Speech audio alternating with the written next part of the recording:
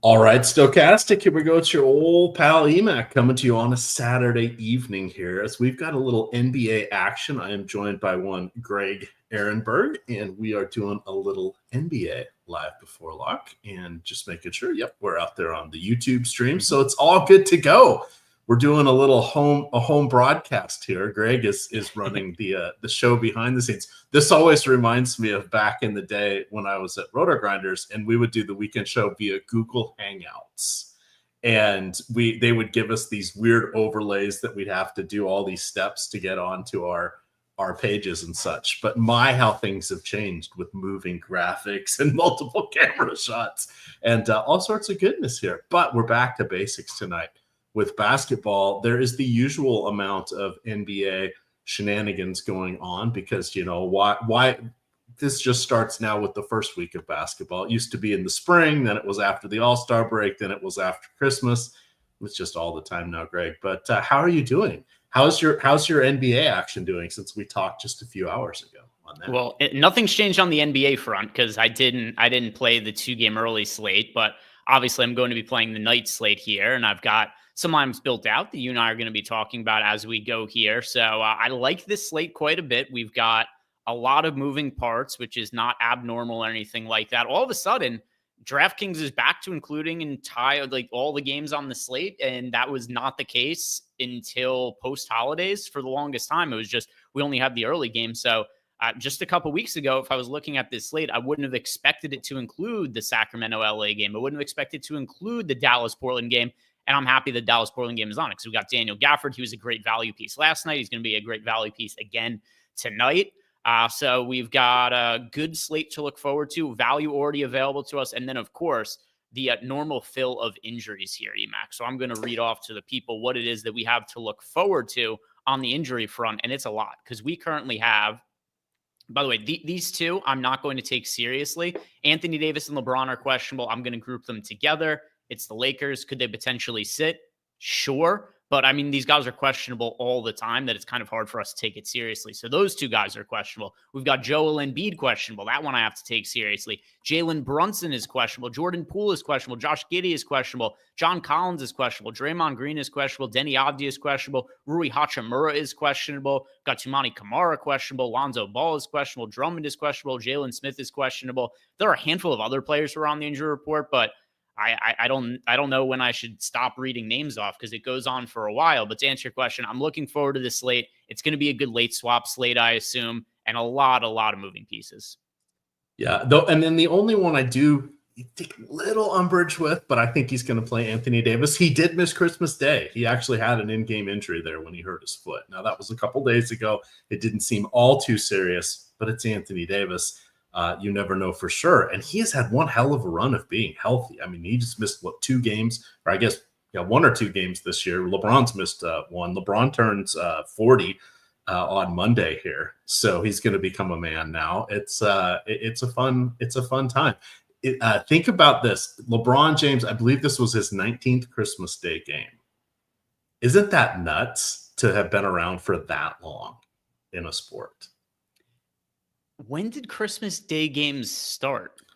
It's actually been a thing for longer than we realize. And it was the thing, I want to say it started in the late 70s, I think is my guess. So the first one ever was in 1947.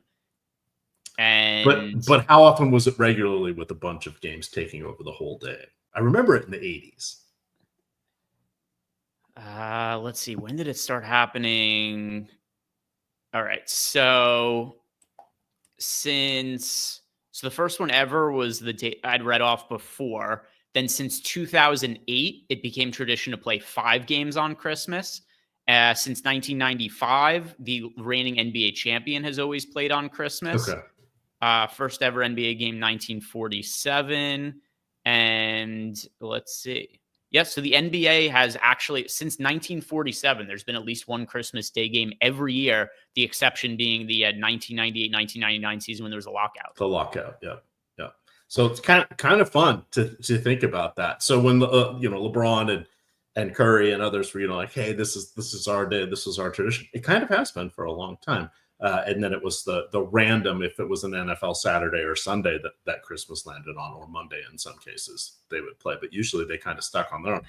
We'll get back to basketball in 1 second here. But the other thing I remember is Thursday night football only existed during the World Series, when they would push one of the Monday night football game to Thursday.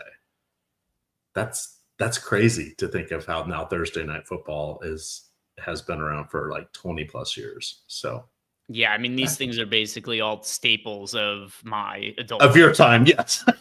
Like I don't remember these things. Well, maybe you remember NBA Christmas basketball not existing before 1947. I certainly don't, though.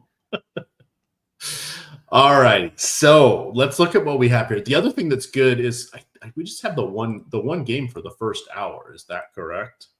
Here, yeah. So the games are also really spread out today, which I think is going to be convenient for making late swaps. We do not have a single game or a single set of games that lock at the same time.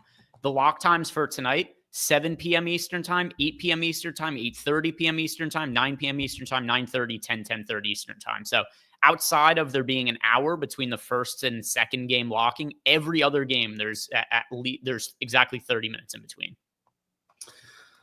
All right, let's have some fun here. Let's see what injury news we could be waiting on. I guess Brunson's going to be the big one that we're good. I read off all the injury news. No, I know, but for the first game. Okay, because I didn't want us to get invalidated in 20 minutes, but it really doesn't matter, because that's really the only moving part we'll probably get here.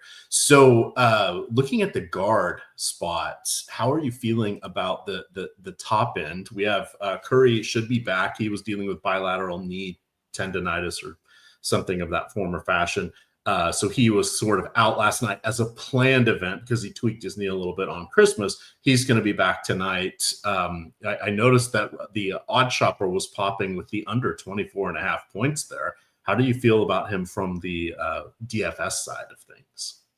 Yeah, so by the way, my apologies, because first game on the slate is relevant to talk about how we do have Jalen Brunson as well as Jordan Poole listed as questionable in that first game. I think almost every game on the slate has guys who are listed as questionable.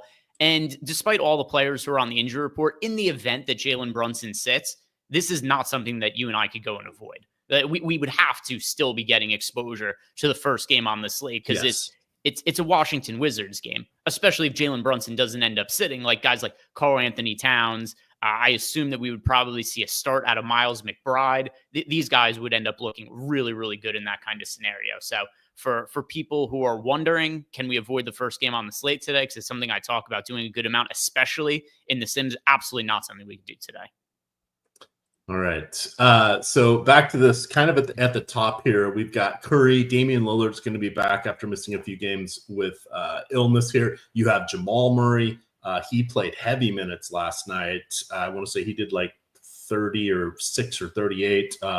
Jokic was around the same. Those guys lost despite putting up a boatload of points against the Cleveland Cavaliers. They didn't get the starters pulled until about 2 minutes left, but Jamal Murray's been averaging 36, 37 minutes per game over his last 10 or 12. So he should be good to go there. Those are the Bucks Deluxe plays up at the top here. I kind of like some of the builds where I'm getting Jamal Murray because we have Aaron Gordon out.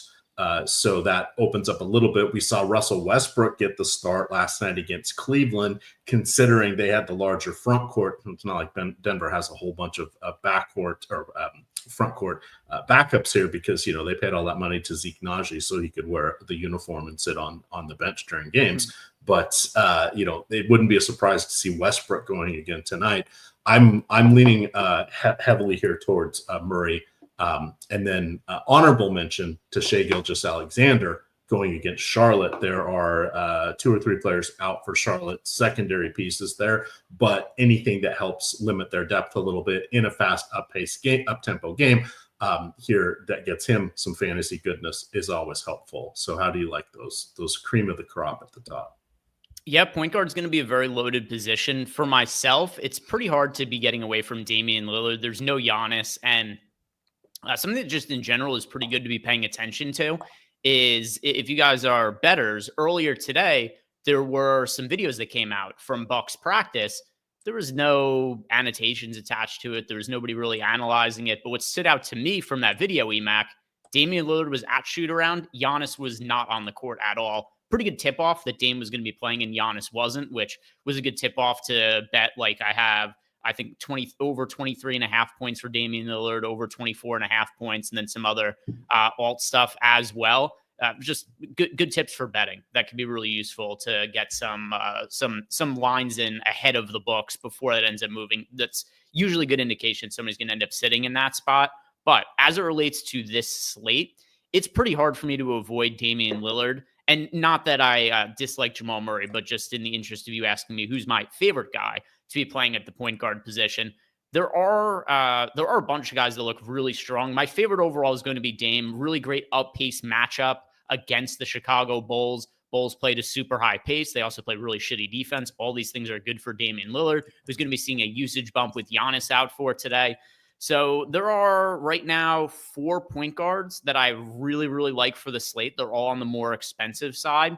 Actually, one of them isn't. That's Russell Westbrook at $6,200. It looks like he's going to be starting with the Nuggets going Jamal Murray as well as Russell Westbrook in the backcourt with Aaron Gordon out playing some smaller lineups. So Westbrook at $6,200. He looks good. You got Damian Lillard at $9,300. He looks great. He's my favorite one to be getting to overall. Kyrie, for whatever reason, has just not been priced up on DraftKings $8,400. He looks really good as well. Super, super popular. We got him projected for about 60% ownership.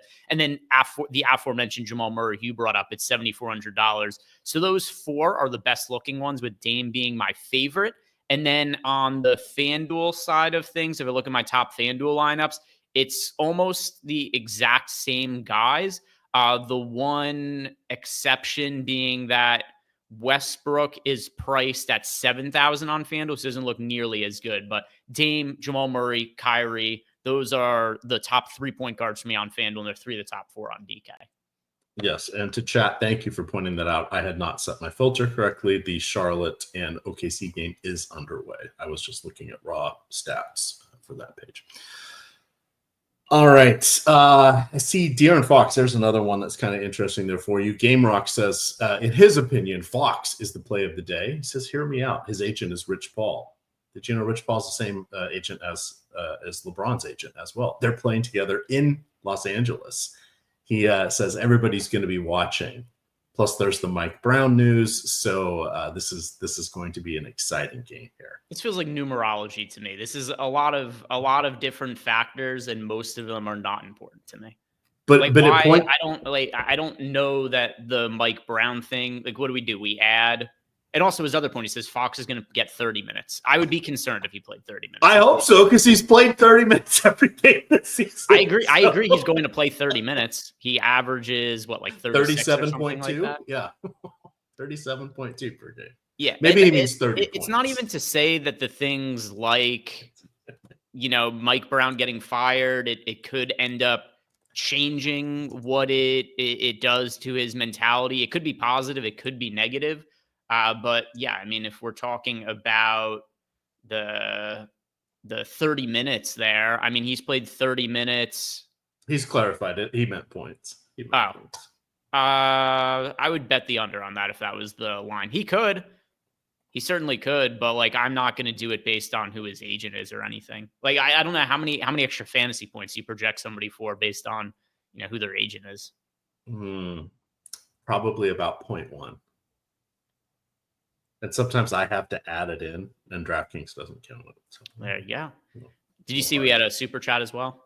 I did. Let me get over to that page. So our favorite plays across the FanDuel positions here. Mm-hmm. So you kind of hit on Damian Lillard as being one of your popular plays, obviously, with Giannis out. Lillard is going to be on about 50% of all lineups on FanDuel. I think that is appropriate. 8,800. Appropriate and in a good matchup there. Chicago, not exactly the fiercest of defensive teams here.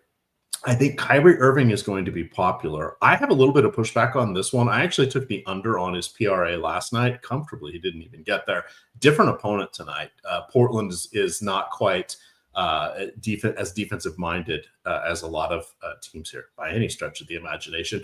but I believe he was still looking at 39.5. That's what I took the under on last night. I haven't looked at it today yet, but that's about where I think he projects out. That makes it a little tougher at 9,100, but again, he's very popular for that one. So that's where you could make a differentiation play at your shooting guard position. Center is going to be Daniel Gafford. He had some crazy props. 16.5 was his point total. 9.5 is the 9.5 for rebounds makes more sense, but the 16.5 for the point total is like, okay. And then you start looking at it, you're like, yeah, PJ Washington out with the suspension. We know Nurkic for the Suns is out with the being suspended. Najee Marshall is out. All of a sudden you're saying, and Derek Lively is out. So Daniel Gafford, all signs point to yes in that matchup. Who do you like at the power forward spot there, Greg? That kind of covers our either ends there. Yeah. All right. So BX44 wants to know the must play at each position. So to make this just simple for me in my head, I want to go through the position it's like an OCD thing in order of the positions as they're listed, or else I'm going to lose track of where I'm at. So at point guard for me, I'm going to say Damian Lillard. He just wants one guy at each position, and I'm going to refer to as the player I get the most exposure to on FanDuel. Keep in mind as well that there's still a lot that could change with injury news. So for instance, at shooting guard, you've got Paul George, who there might not be any Joel Embiid today. Joel Embiid had, he's clearly a fragile player, right? He's somebody who has massive injury problems, but just shit luck as well for Joel Embiid. Do you see the video of how he hurt his ankle the other day? I did not ever see the video, but he fell while warming up or stepped into the crowd or something like that, or chairs or something. While they're doing warm-ups, they put a rope around the court. And from the way it looked like they did it, they're putting up, so he's not they're putting ropes up behind the players as they're shooting. So he takes kind of like a fadeaway shot and steps on the rope, rolls his ankle and falls over. So like, I get it. He's a meme, so people make fun of him. And this is but this is what happens too. If you go down a road where you are, really public about how you're going to be resting for games, you open yourself to public backlash. So I get it. This was not his fault, in my opinion. It was also not fair to him. But because of the way that the 76ers have approached the situation and some of the comments that Joel Embiid has made publicly about how he'll never play in a back-to-back again for the rest of his career, this is part of what you just kind of have to deal with. It comes with the territory. But just super shitty luck. And I don't know why the hell they're putting that rope up, but that's what happens. He falls and he trips over that rope there, ends up falling, hurt his ankle. Now he's questionable for today. He played through the game on Christmas. But we'll see. Like, this has definitely been a situation with Joel Embiid. The 76ers don't mess around. If he's not 100% when he's warming up, they're not going to have him out there. The answer the long answer I'm giving here is to say that right now, Paul George isn't my answer. But if Joel Embiid's out, Paul George is $7,600. He'd be the guy at FanDuel.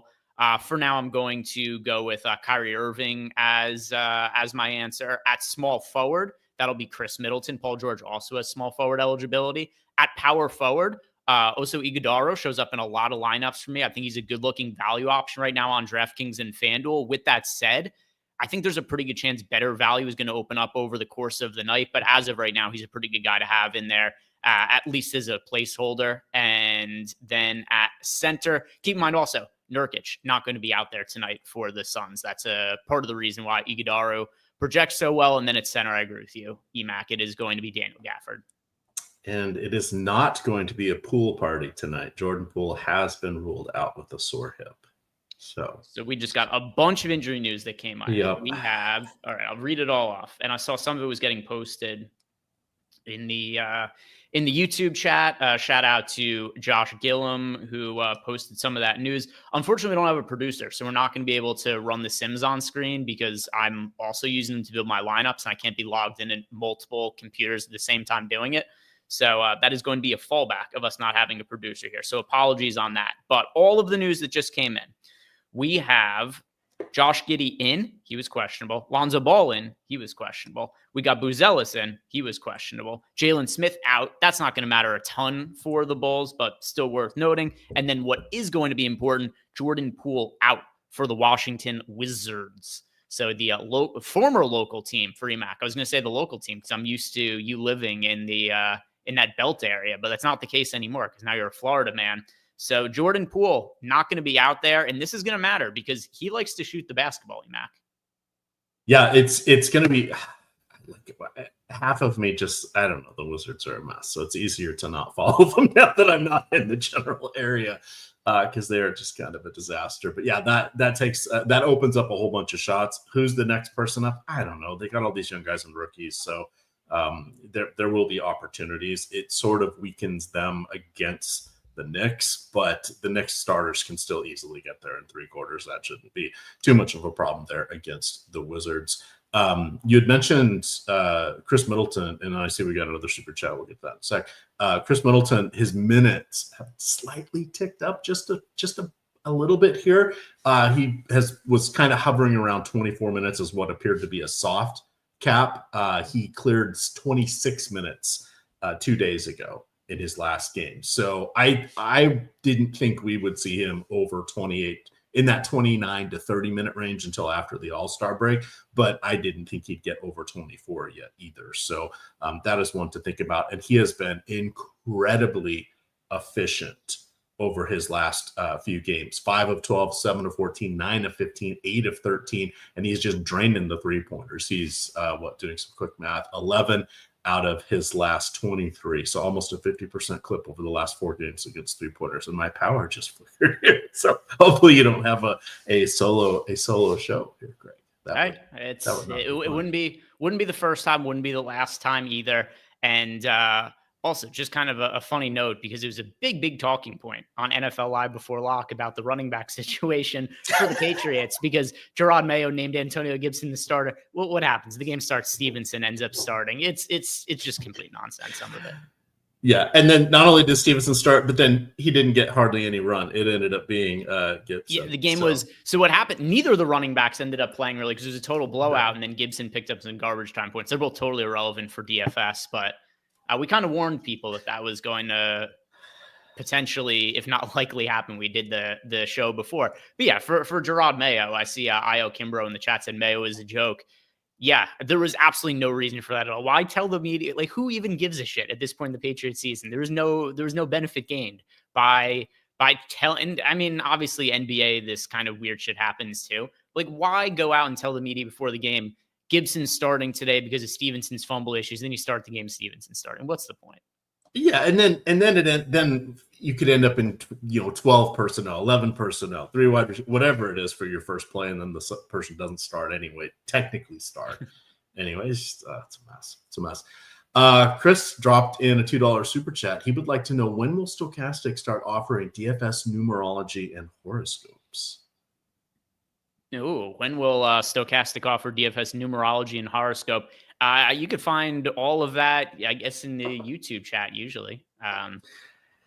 It's a good source. It's a good source. My cousin out in California, he plays DFS, or he used to.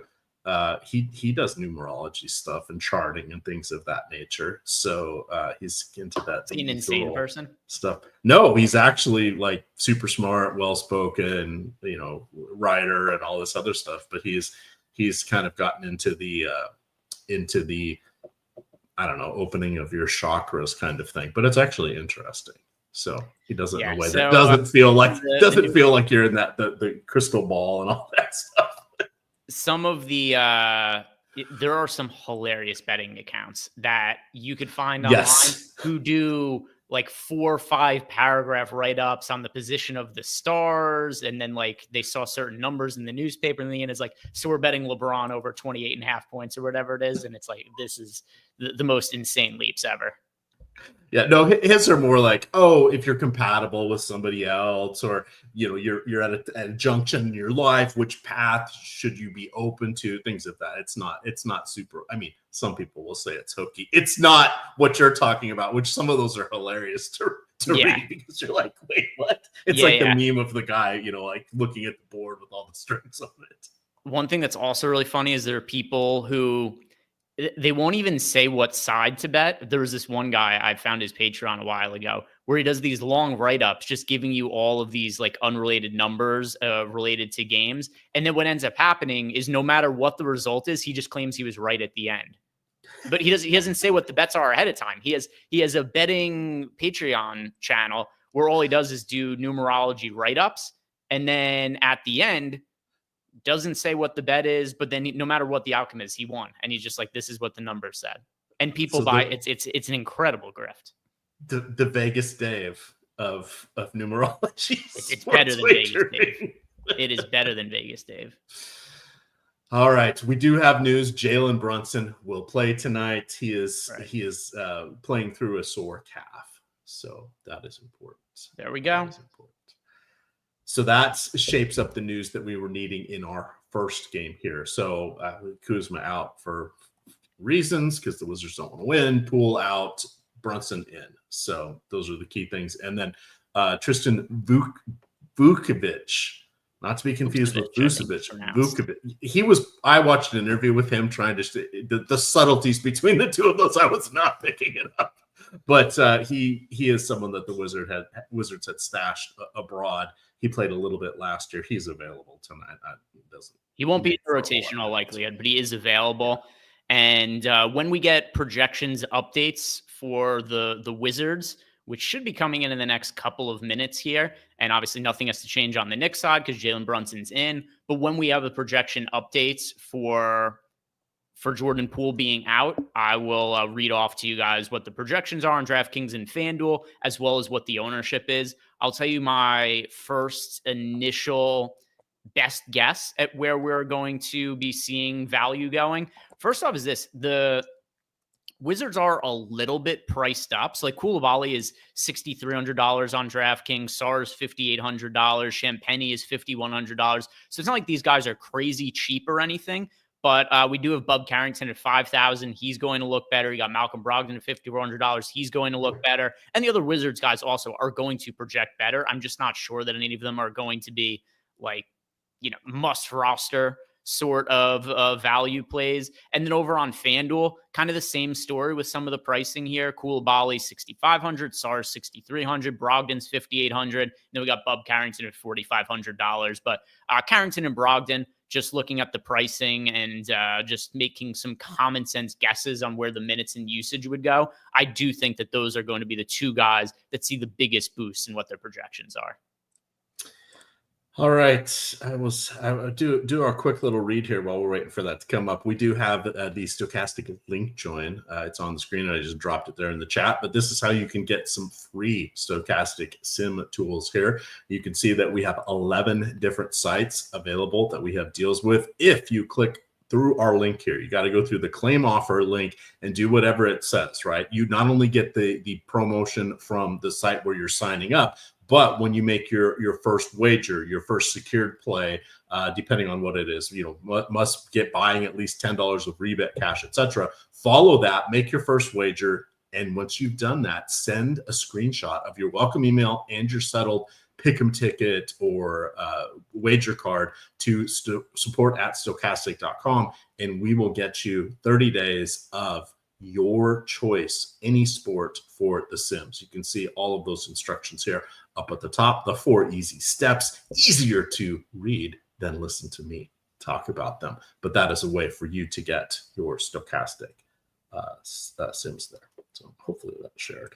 I'll close that out now. All right. By the way, just because people asked, is Steve Popper, Knicks beat reporter. He's pretty much at all of the Knicks games as a reporter.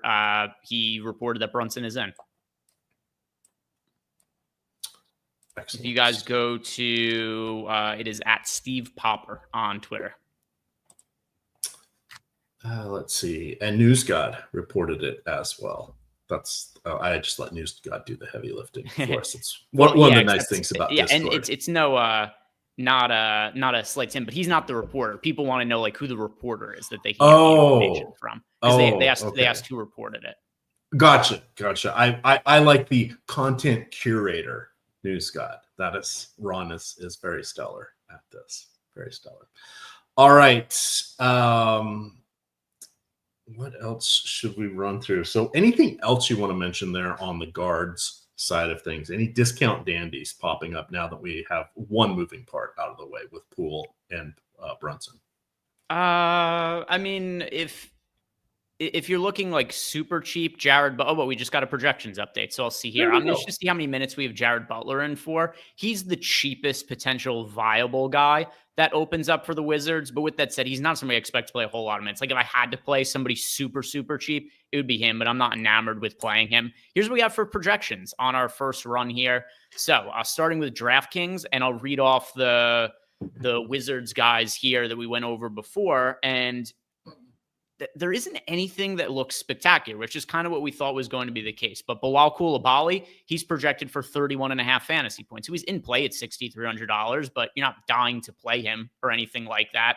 The one who looks the best, Malcolm Brogdon, which also all stuff that we thought was going to be the case when projections were updated, but Brogdon in for just under 30 fantasy points at $5,400. So that's certainly a strong option there. Then you got Sarr around 30 fantasy points, whatever. Bub Carrington, 25.5. Once again, playable, but not something that's like super desirable. And then you got off the bench, Butler. He's in for 13 fantasy points at $3K. So nothing here that really stands out too much. Starting lineup for the Wizards, it is Brogdon, Carrington, Coulibaly, Champagnie, and Sarr. So yeah, of all the guys on the Wizards, the two that stand out the most, Malcolm Brogdon being number one, followed by Bub Carrington, but no super high priorities must plays that come out of the Wizards as a result of him being of Jordan Poole being out. All right. Dave had a non-football related or non-basketball related question asking about James Conner. Start with confidence. No, is the short answer there. I wrote that up. I dropped the link into the chat there. We talked about that on the earlier show. We can give you additional thoughts when we get to lock here, but no, not confident on him at all. Let's see here. Do we think LeBron and AD play? That is a super chat here. More likely, yes. I think that they end up playing. It's not a guarantee, but both these guys are questionable on the injury report nearly every game for the Lakers over the course of the last 3 years now. So it's really hard to decipher when the injuries are or aren't serious. I know that LeBron is listed with an illness, and a lot of players have been getting sick around the league. So maybe it's a little bit different of a scenario than some of those other games. And then same with AD. He's listed as questionable. He left the game against the Warriors early. With that said, he said that he was going to end up playing today. So it's not a guarantee they play, but I think they're both more likely to play than not. I would agree. I see Rich chiming in chat. Rich probably on projections tonight. He says he's leaning towards having them play. I agree with that for all the aforementioned reasons. And looking ahead, their next game is Tuesday, then Thursday, then Friday. Maybe one of them sits on the Thursday, Friday back-to-back. That is future us problem, not tonight's problem. My guess is they both play because as we start to look at things, each year they're another year older. LeBron turns 40 on Monday. They haven't banked any wins this season, right? Right now they are sixth overall, but they're 2 games out of being out of the playoffs. It's a very bunched up Western Conference right now with 11 teams within 9.5 games of the lead, but it's like they're almost staggered. Each of these teams is like separated by 1 game in the standings. So there's going to be a ton of movement here. So being able to have that luxury of turning it on anymore, I don't think that really happens. We get to see it with LeBron in game. Was he amazing for Christmas? Yes. Has he looked like an old guy more often this year than any other year? Yes. The expectations for him are so high these days, but we got to give him props. 20 plus years in the league is just absolutely crazy. All right. Forwards. Who's standing out for you on the forward side? So I'm rerunning, by the way, also I'm rerunning a fresh sim just to take into account all of the latest lineup news. But I don't think that there's going to be anything that drastically changes with what my exposures are. But in the front court here, EMac, I don't know how we don't look at Iguodala as a top value option on both DraftKings and FanDuel, pending the starting lineup for the Suns, of course. But Iguodala has made other starts this year. And you got Nurkic is out today because of, what just an unlikable player he's turned into, because It's not just the Draymond Greenish nonsense, which is funny because he was kind of a sympathetic figure last year. Remember when Draymond Green, for no reason, just kind of like flailed his arms and punched Nurkic in the face? But now Nurkic this year, he's getting into all kinds of on-court scuffles, and he's just been dog shit terrible. So Nurkic has made himself a really unlikable guy this year, stemming also this mix-up he got into the other day. That's what has him suspended for 3 games here. Long story short, Iguodala is very cheap. He's $3,600 on FanDuel. He's a flat min on DraftKings. He's looking at most likely a start in extended minutes. It just makes him a really good value play by getting him out there, playing more minutes at such a cheap price point. If he does start and he's starting at center, he's not guaranteed to like crush or anything like that, but it's hard to imagine him ruining a lineup if he's starting at close to min price on FanDuel, at min price on DraftKings.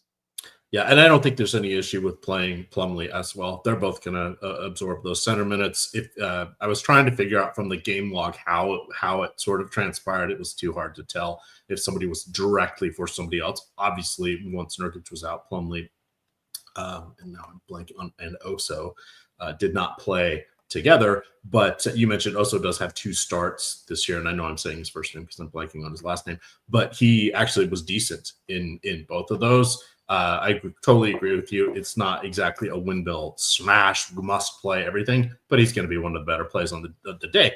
But that takes a Daniel Gafford decision point. It takes a Jokic decision point here. So there's some push and pull on this one. On FanDuel, especially where those guys are center only. DraftKings, we do have a little bit of flexibility as they are. We have 2 spots we can play, but I can't remember if they've moved Anthony Davis back to power forward, but on FanDuel. But they have Sabonis, who's also dealing with an illness. He is usually power forward eligible more often than not. So little wiggle room there, but he's going to be an opportunity cost play. Yeah, and by the way, people in the chat are saying that Plumlee could start. Yeah, I wouldn't be shocking if Plumlee starts at all. Iguodala has made a couple of starts this year. But even coming off the bench, he would still be viable to me in Iguodala because he's been a competent fantasy producer this year. And you just have to assume that there's some sort of extended minutes for him. And if you're looking at a guy overall for the year here who's playing 15 minutes per game, averaging 11 fantasy points at his price point, if you just are expecting mid-20s minutes, then you're getting somewhere around 20 fantasy points, and that's going to be enough to make him a pretty good value option at his salary. Normal starting lineup for the Knicks, by the way. All right. So Iguodala was a 4-year player at Marquette. He was a 2-year starter his junior and senior year, and then if I remember correctly, I think it was a 2nd-round pick. So we shall see what happens with that. But in his couple of starts, or in his more prominent games, get that back up there. So he started 2 games of his 24 in there. It's hard to look at his per 36 numbers because he's kind of been all over the place. But if we look at games where he has played, we'll call it his 7 best games minutes wise, he's averaging, eyeballing at about 0.7 fantasy points per minute.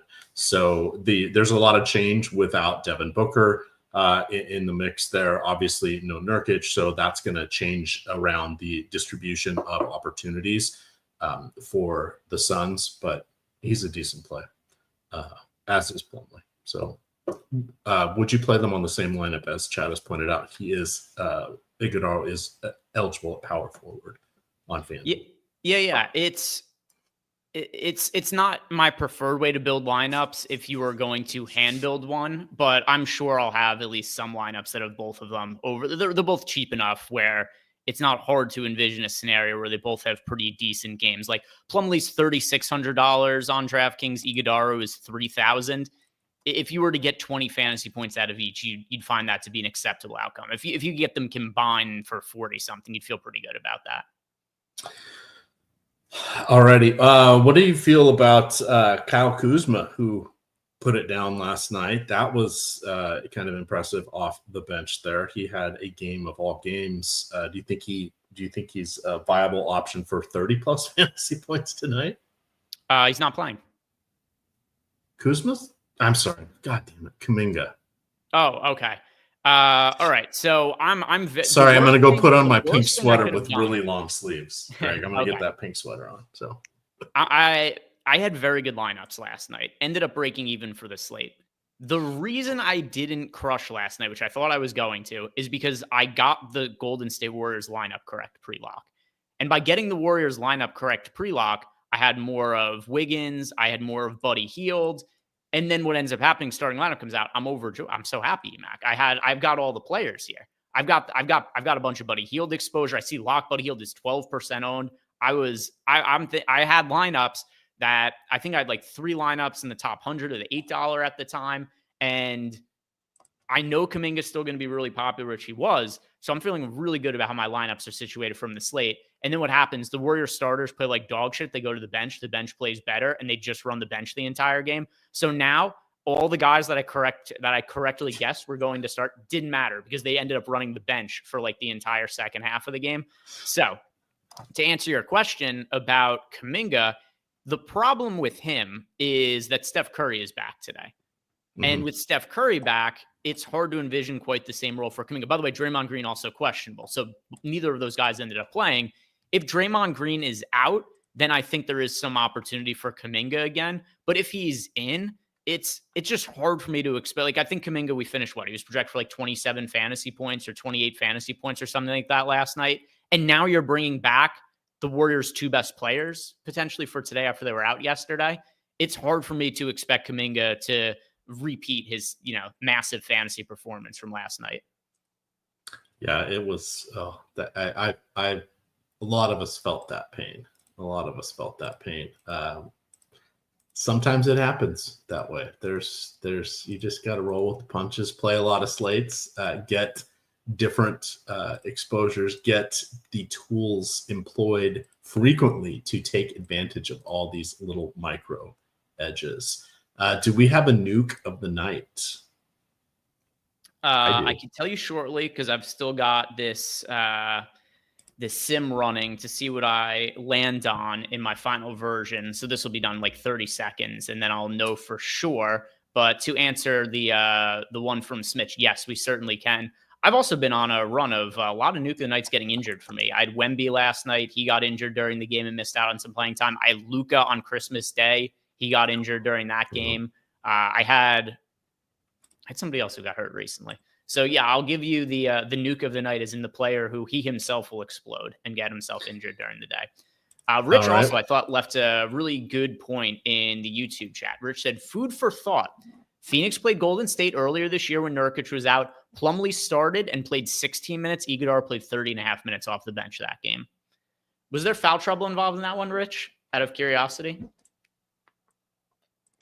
While he is answering that, I do have my nuke of the night really quick here. So mine is going to be Cade Cunningham. I think he is someone that tends to be a little overlooked from time to time because of his price. His price is pushed up there, and he's been flirting with 5 figures quite a bit this season. He is putting up career highs across the board. Points, rebounds, minutes, assists. He's second in the league in assists. He has double-doubles in nearly half of his starts this season. He also has 6 triple-doubles. That gives you an excellent floor plus ceiling upside. He is the guy that I think is going a little bit overlooked, and I want to see where his popularity landed here because we got that updated just now because I'm going to see if that is still holding true now that we have some other news here. Yeah, Kate isn't all that popular. Wait, I forget the criteria for nuke of the night because I'm always There's laughing. none. It's whatever the hell you want it to be.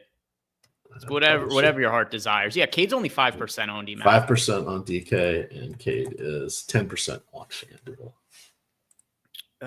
Let's see. What direction do I want to be going here? There's so many guys that we could answer with.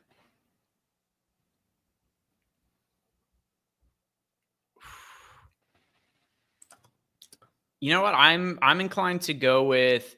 So there's all these guards that have value that the field is gravitating towards. Kevin Durant at $9,100. He is somebody who has a very secure role, both in terms of playing time and usage. Obviously, there's no Devin Booker there. The price tag on Durant also hasn't gone up a crazy amount since the absence of Booker. He's up like $500, $400 or something like that.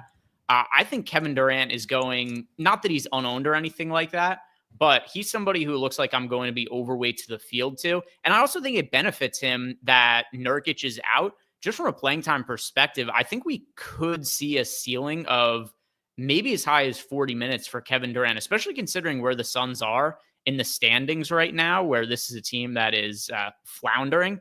And Kevin Durant has played some really, really big minutes as of late. So Kevin Durant, extra usage in the absence of Devin Booker. And then, you look at his playing time. Here's what we've seen for minutes for KD as of late. 38 minutes against Dallas, 38 minutes against Denver, 31 minutes in the game before that against Denver, but they lost by 27. So the starters didn't play in the fourth quarter there. He played the first, 1 minute of the fourth quarter, sat and never returned. 39 minutes against Detroit, 38 minutes against the Pacers. So you're looking at 38, 39 minutes in all of these competitive games for Durant. And now you're also taking another key player off the court for them. So I'm going to go with Kevin Durant for my nuke of the night here. So hopefully his Cavs are able to stay intact. I like that.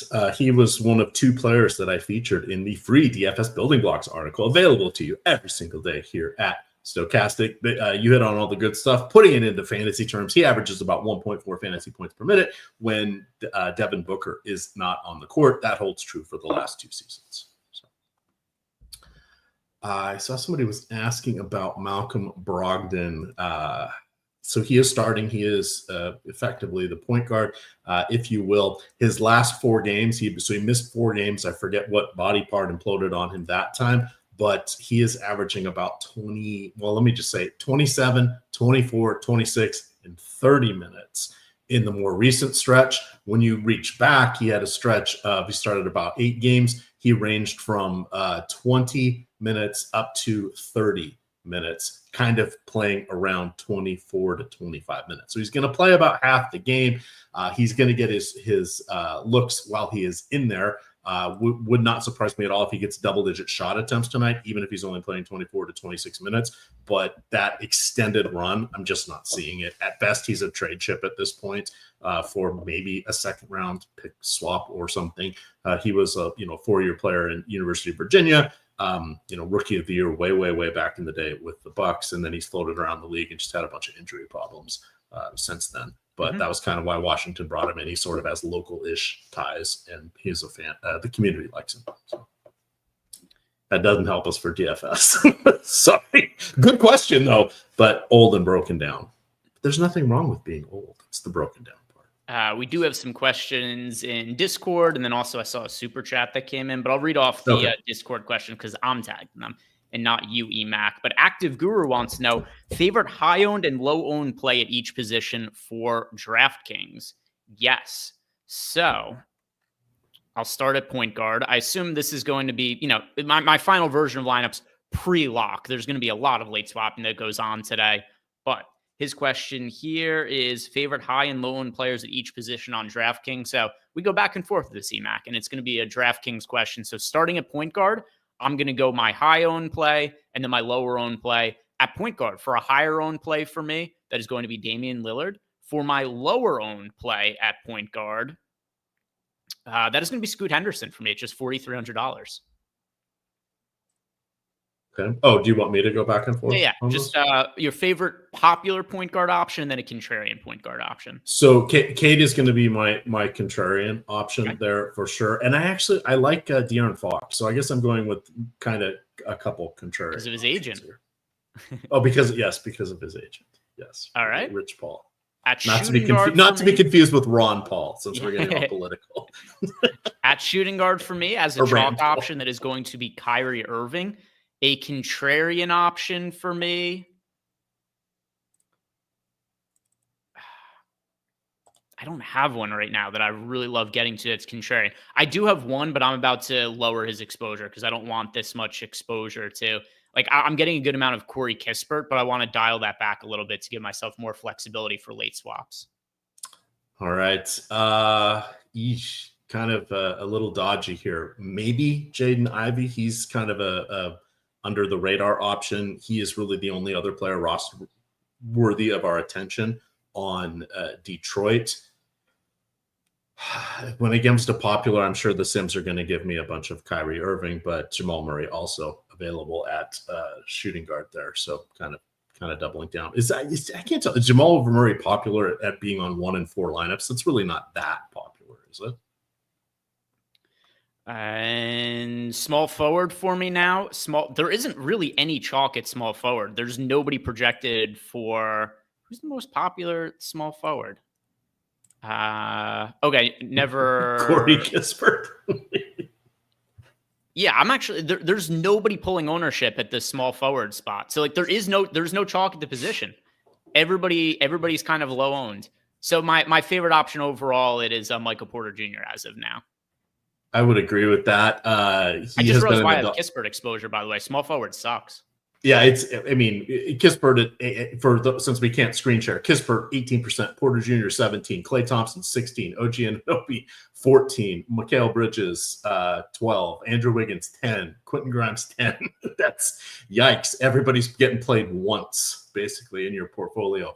I like the Michael Porter Jr., but his defensive efforts have been lacking from time to time. Perhaps that won't rear up tonight, but he has been sitting on quite a few fourth quarters. It's not super consistent, but he has left the game, midway through his third quarter or after his third quarter rotation and just not played again a few different times over the last fortnight. So my favorite small forward is going to be most likely somebody who's not in our lineups right now. Something that'll change post lock. I just look at the small forwards now, and I dislike the guy I have the most exposure to is Michael Porter Jr. And I just dislike all of the options at this position.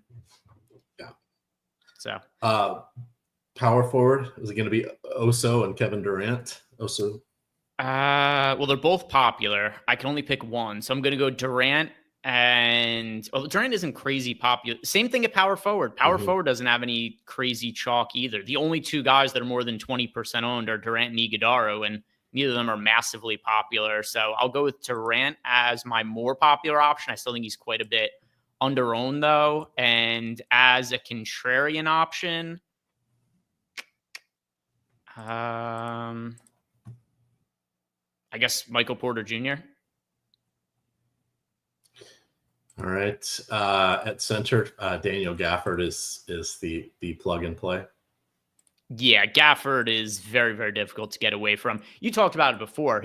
Even if you guys think his props are a little bit too high, it's not like they're off massively. Like there's never going to be a point in time where it's like, oh my God, this guy's points prop is 16.5 and it should be 8.5 or anything like that. Gafford is a points prop of 16.5. He's a rebound prop of 9.5, and he's very cheap on FanDuel and DraftKings. Yeah, it's foul trouble could get him, or some stupid injury could get him.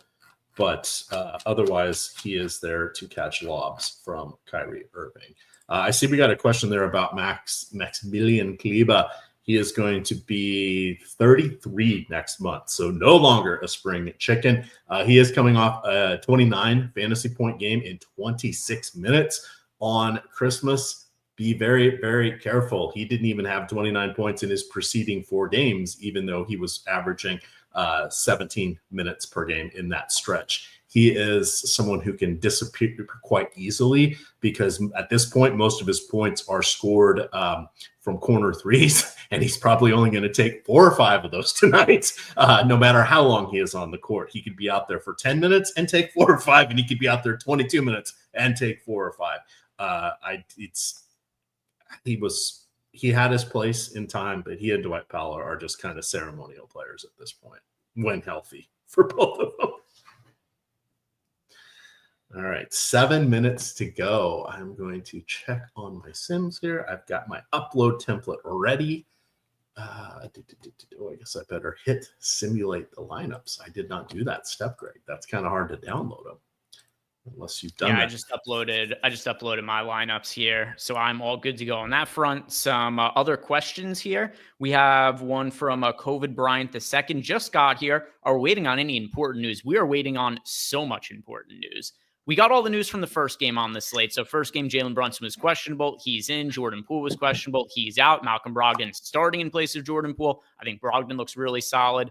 But as far as other news that we're still waiting on, officially, LeBron and AD are questionable. We also have Joel Embiid questionable. We also have John Collins questionable. Draymond Green is questionable. We just got word he's going to be a game-time decision. Denny Avdia is questionable. Rui Hachimura is questionable. Tumani Kamara is questionable. Andre Drummond is questionable. Delano Banton is questionable. Robert Williams is questionable. Guys like Banton and Williams wouldn't matter all that much, but they do when you consider that Avdia and Kamara are both questionable. So one of the reasons that I liked getting to Scoot Henderson as a contrarian option is, let's say Kamara is out, Banton's out, Avdia is out.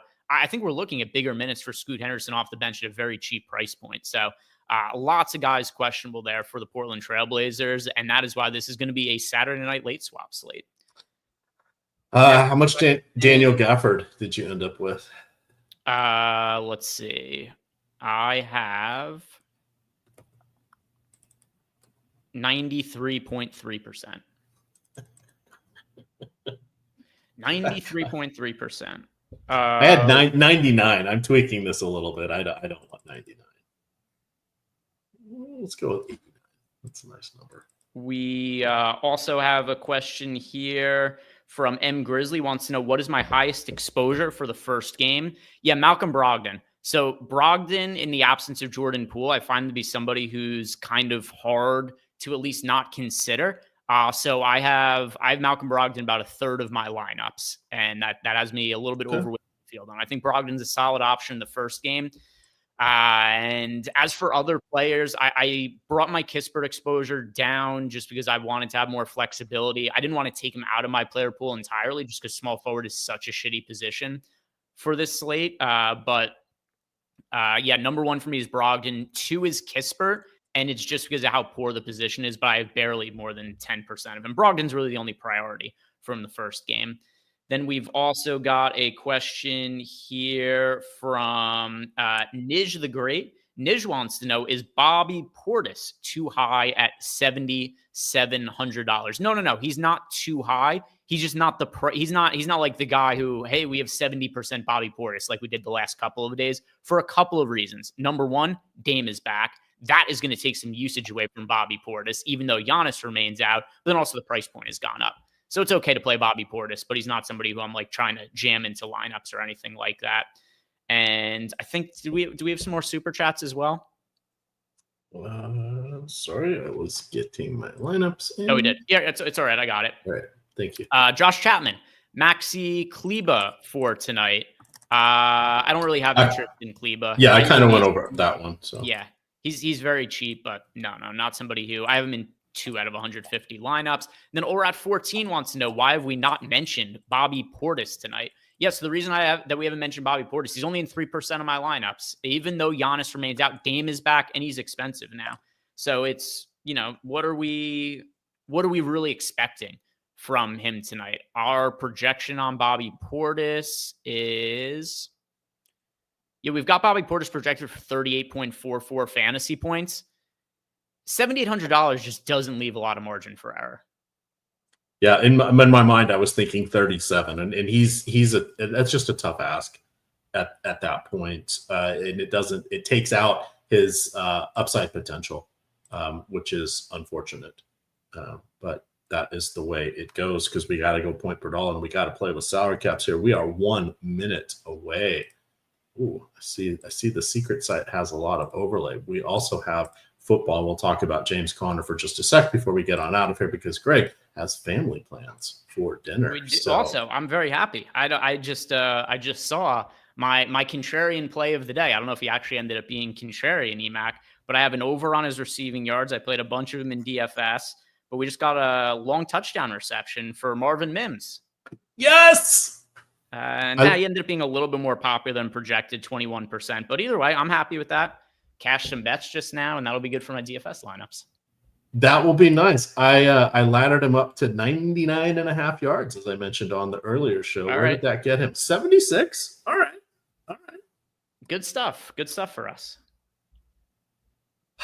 We are good here and almost officially at lock. So since we flipped over there to football, we will mention the James Conner. So it's James Conner and it's Trey Benson. Those are the active backs. You're also going to have DJ Dallas. Benson was out for the last game, and so that was where we saw Michael Carter get activated. He was not activated yesterday, so that means he cannot be elevated onto the active roster tonight, or he was not promoted from the practice squad, so he's not eligible to be moved up. Bit of a surprise there. What is Connor playing for at this point? Pride, or Why is Arizona playing him? I don't know, because they just locked him into a 2-year extension in November. So no milestones other than this will be the first time he's ever played in 16 games. He has 1,500 yards from scrimmage, which is a personal best. So that's not anything to go for. He has a best 1,090 yards rushing. Maybe he wants to get to 1,100. I couldn't find any contract escalators on his current contract that would make that worthwhile. And he's well below his career